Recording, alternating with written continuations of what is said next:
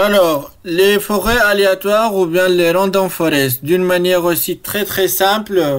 Donc, je vais étudier une variable, je vais étudier un individu. Là, je vais le projeter sur un arbre.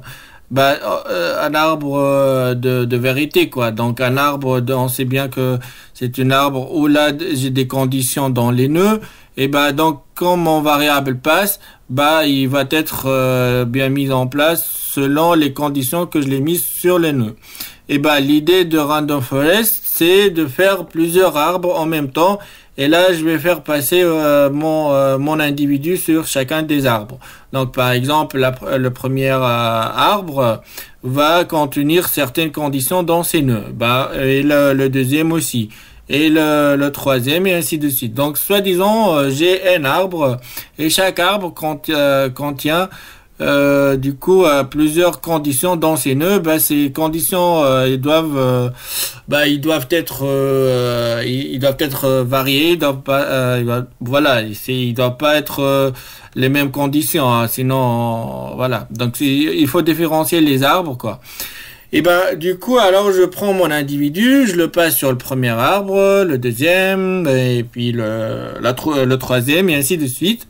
Et donc après, après je mets une pause. Je dis, tiens, ok, mon variable d'étude, il est là, il est passé ici, ou bien il est passé là, s'est bloqué dans cette branche-là, ou bien et ainsi de suite. Je peux dire des choses comme ça.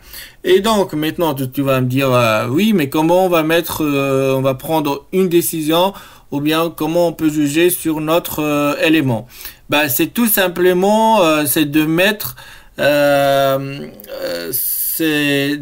une condition. Voilà, je ne veux pas utiliser le mot heuristique, mais je vais dire une condition.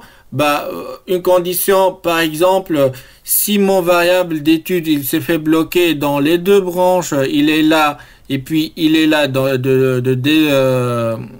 le premier arbre et du deuxième. S'il est bloqué là, et puis l'autre il s'est passé, donc moi je dis que mon élément, il appartient à cette condition-là. Voilà, c'est parce que j'ai mis une condition à moi. Là, je peux la changer, hein. Je peux dire si mon élément est passé au bout des arbres, donc à la fin. Donc là, je vais faire une somme et je vais dire si mon élément est passé au plus que la moitié de mes arbres, par exemple, il a passé le n sur 2 de mes arbres, donc mon élément, je vais le placer au fond des arbres. Voilà, à la dernière branche.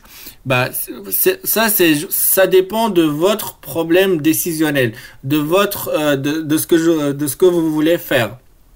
Et voilà, donc selon les conditions, selon le problème, mais juste cette vidéo vous permettre de connaître qu'est-ce que c'est le random forest. C'est tout simplement, c'est l'agrégation des arbres conditionnels, des arbres de vérité, voilà.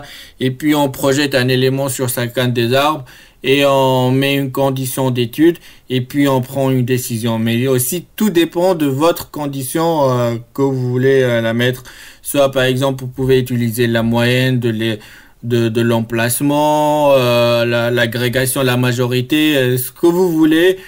Tout dépend de vous en fait. Voilà, c'est ça, hein. Merci, à la prochaine.